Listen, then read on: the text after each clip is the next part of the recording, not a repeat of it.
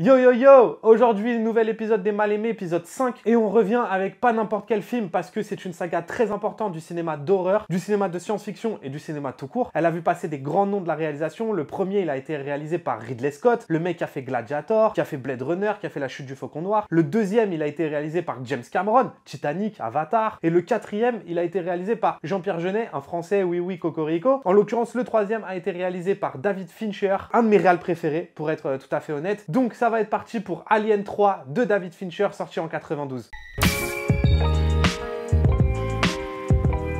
Petit résumé de l'histoire avant. En gros, le vaisseau de Ripley s'écrase sur une planète qui héberge une prison à sécurité maximum où que des hommes sont présents. Après une série d'événements, Ripley comprend qu'elle n'a toujours pas réussi à échapper à son grand ami. Comme je l'ai expliqué au tout début, Alien 3 est une saga hyper importante dont je suis sûr que si vous ne l'avez jamais vue, vous en avez sûrement entendu parler. Ou même vu à quoi ressemble Alien. C'est dire déjà mine de rien la puissance du mythe du xénomorphe. Bref, pas besoin de représenter le palmarès de cinéastes passés par cette saga, mais parlons un peu du réalisateur de ce troisième opus, David Fincher. On va aborder autre chose que dans la vidéo de The Game qu'on a faite auparavant sur la chaîne, c'est-à-dire qu'on va aborder cette fois l'avant Alien 3. Fincher avait déjà un CV très intéressant avant même de commencer Hollywood. Il a travaillé chez ILM, la grande société d'effets spéciaux, sur des films comme Le Retour du Jedi ou Indiana Jones et Le Temple Maudit, mais c'est surtout en tant que réalisateur de pubs et de clips qu'il s'est distingué. Il a travaillé pour Nike, Sony ou Coca-Cola pour les pubs, et des artistes comme Madonna, les Rolling Stones ou encore Michael Jackson pour les clips. Bref, il s'est fait repérer par Hollywood et il a eu la dure tâche de reprendre le flambeau d'une saga adorée. La pression du studio est énorme, le tournage se passe très mal, rien ne va. Le studio étant mécontent de la fin du film, il retourne une nouvelle fin. Il y a même une scène que les producteurs ont interdit Fincher de tourner entre l'Alien et Ripley et qu'il a tourné à la volée sans leur dire et qui se retrouve dans le director's cut du film. Et oui, je mets bien des guillemets à director's cut parce que c'est absolument pas Fincher qui a fait cette version. Il a demandé à un producteur de faire cette version pour lui tellement il voulait plus travailler sur ce film tant que justement on n'appelait pas cette nouvelle version la Director's Cut. D'ailleurs, c'est le cas, Alien 3 ne s'appelle pas Alien 3 Director's Cut. Officieusement, il y en a plein qui l'appellent comme ça, et malheureusement, c'est vrai que version longue et, enfin, Director's Cut, il y a vraiment la compréhension et la différence entre ces deux mots, bah malheureusement, est quand même très étroite et parfois un peu brouillon. Évidemment, cette version longue a été faite en accord avec la vision qu'avait Fincher en 92 quand il a fait le film, notamment le nouveau producteur, du coup, quand il a fait cette version longue, il a utilisé des rushs que le producteur de l'époque avait supprimés au montage. Je vais continuer un peu de vous raconter les problèmes qu'il y a autour de ce film avant de vous parler du film en lui-même, parce que déjà, c'est passionnant, et aussi, mine de rien, ça met en lumière tous les problèmes, toutes les frustrations, et aussi une des réalités qu'un réalisateur peut rencontrer à Hollywood, surtout un jeune réalisateur comme David Fincher, et encore, je vais pas pouvoir tout vous raconter. Déjà, il faut savoir que les producteurs avait annoncé une sortie à Alien 3 avant même d'avoir un script définitif, étant sûr du succès commercial du film. Rien que ça déjà, ça crée énormément de problèmes dans la production et sur le tournage. Pas le temps de travailler un scénario parfait ou de retravailler le film tout court, le compte à rebours était lancé. D'après Fincher, ça a été la principale source de problèmes sur le film et ce qui a commencé et fini de créer les différences d'opinion entre Fincher et les producteurs et que son manque d'expérience au cinéma, Alien 3 étant son premier film, n'aidait en rien pour imposer ses idées et que les producteurs du coup n'en faisaient qu'à leur tête. Quand Alien 3 est sorti, il s'est fait lyncher par le public, par la critique, à tel point que la carrière de Fincher a failli s'arrêter avant même d'avoir commencé. Fun fact, Sigourney Weaver, donc l'actrice principale, a défendu Fincher corps et âme contre la Fox lors de la sortie du film, et rien que ça déjà,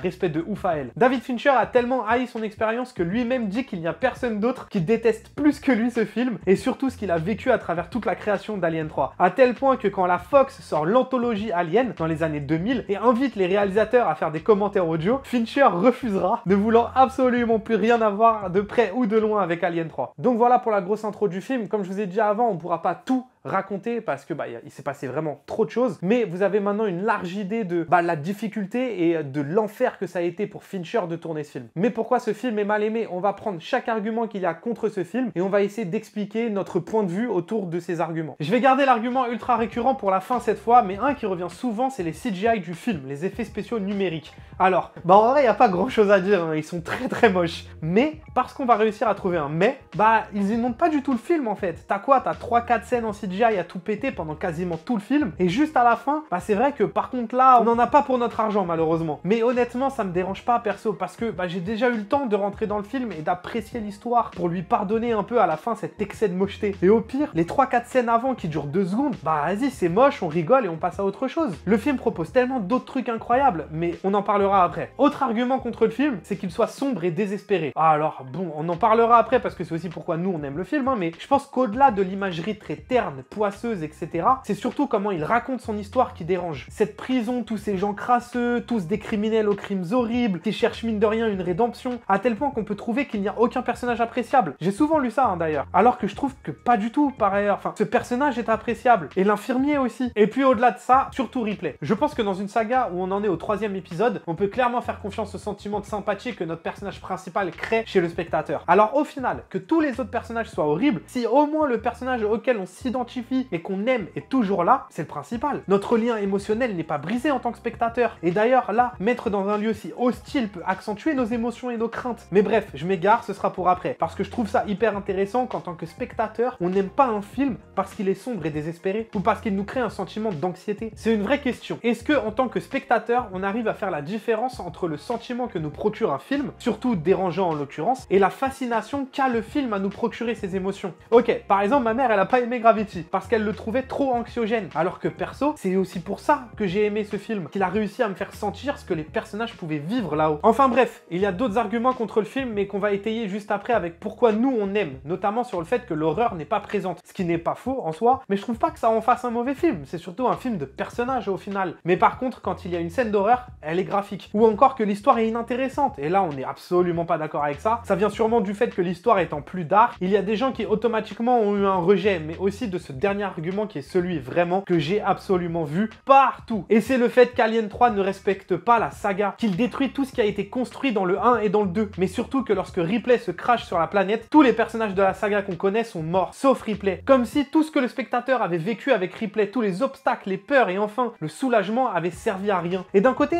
je peux comprendre ça en fait, mais c'est quand même hyper intéressant de voir que l'attachement émotionnel de personnages, et d'ailleurs dont on vient de parler un peu juste avant, est beaucoup plus fort que la qualité intrinsèque du film. De pas réussir à se détacher de l'œuvre, de la vivre à un point où ce serait presque réel. Ce qui est dommage d'ailleurs parce que en réagissant comme ça, dès le début du film, on se braque. Et au lieu de s'ouvrir à ce que le film a à nous offrir, on se ferme et forcément, on passe un mauvais temps devant Alien 3. Et vraiment ça, c'est la très grande majorité de ce que j'ai vu. Parce qu'il tue tout le monde du 2, c'est un film de merde. Ça en dit long aussi sur notre condition de spectateur. C'est marrant parce que c'est aussi pour ça que nous on aime ce film, parce qu'il ose et qu'il réussit dans ce qu'il ose. Mais on va passer pourquoi nous on aime ce film. Je vais embrayer directement sur ce qu'il réussit dans ce qu'il ose. Parce que c'est vrai, Fincher déconstruit tous les mythes de la saga dans cet opus, à commencer par le personnage de Ripley. Parce qu'au-delà le fait qu'elle soit la seule survivante du crash, tout ce que représente Ripley, tout le mythe du personnage va être détruit dans Alien 3. Déjà physiquement, à cause du crash, forcément elle est cabossée, elle a les yeux rouges, mais en plus ils se servent de ce nouveau décor pour trouver une excuse et lui raser les cheveux. Donc on se retrouve avec une Ripley déjà physiquement complètement changée, mais surtout amochée. Mais le changement ne s'arrête pas là, même dans les actions et les choix, ils vont changer le personnage de Ripley. Au bout d'un moment, il va même faire une scène où elle manque tout juste de se faire violer par des prisonniers. D'ailleurs, on pourrait même mettre le CGI de l'alien dans une destruction du mythe, vouloir proposer une nouvelle vision du xénomorphe. Bon, malheureusement, c'est pas la partie la plus réussie du film, mais c'est marrant parce qu'au début, Ripley,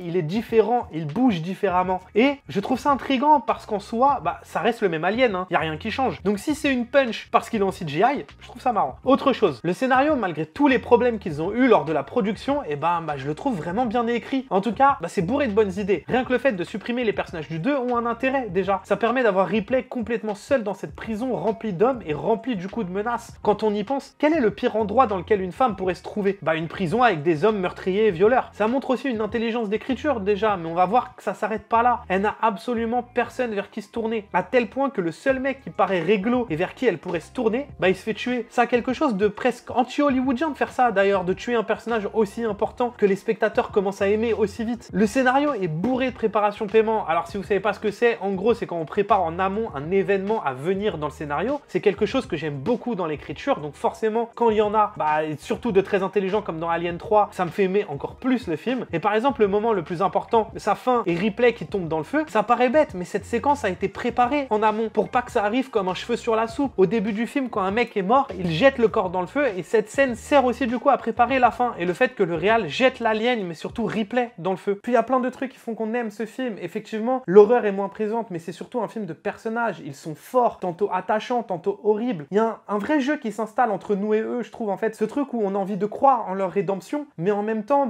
il y a des moments où ils ont des accès d'humanité culpabilité et d'autres où ils ont juste envie de violer Ripley. On a toujours un sentiment bancal envers eux et je trouve ça assez jouissif en tant que spectateur de pas être à l'aise et de jamais savoir justement où est-ce que ça peut aller. Et évidemment, tout ce qu'on a dit autour de Ripley, autour de sa déconstruction, et évidemment, qui dit déconstruction dit aussi reconstruction. Comment il arrive à caractériser chaque personnage juste avant qu'il meure. C'est jamais de la chair à canon gratuite. Il y a toujours un zoom sur un personnage qui va mourir, ce qui renforce forcément notre attachement à l'histoire qui se déroule sous nos yeux. Le fait qu'aucun personnage au début du film ne croit Ripley quand elle parle de l'alien, mais que juste avant que ce processus devienne un peu relou et qu'on tombe dans un truc un peu pétos du vas-y mais si, croyez-moi, non je te crois pas, blablabla, qui tournerait en rond, et ben Fincher élimine un homme en plein milieu de tout le monde et à partir de là, bah le doute il n'existe plus en fait. C'est tout bête mais diablement efficace et ça change aussi le rythme du film d'un seul coup. Forcément les personnages ne vont pas réagir de la même manière s'ils savent concrètement qu'une créature est présente. Et puis une dernière chose à laquelle j'avais pas pensé, et c'est un mec qui a détesté le film qui en parle en plus, mais qu'en fait le vrai alien dans l'histoire c'est pas le xénomorphe mais Ripley, et je trouve cette interprétation du film géniale. Ripley est littéralement un alien plongé dans un monde rempli d'hommes,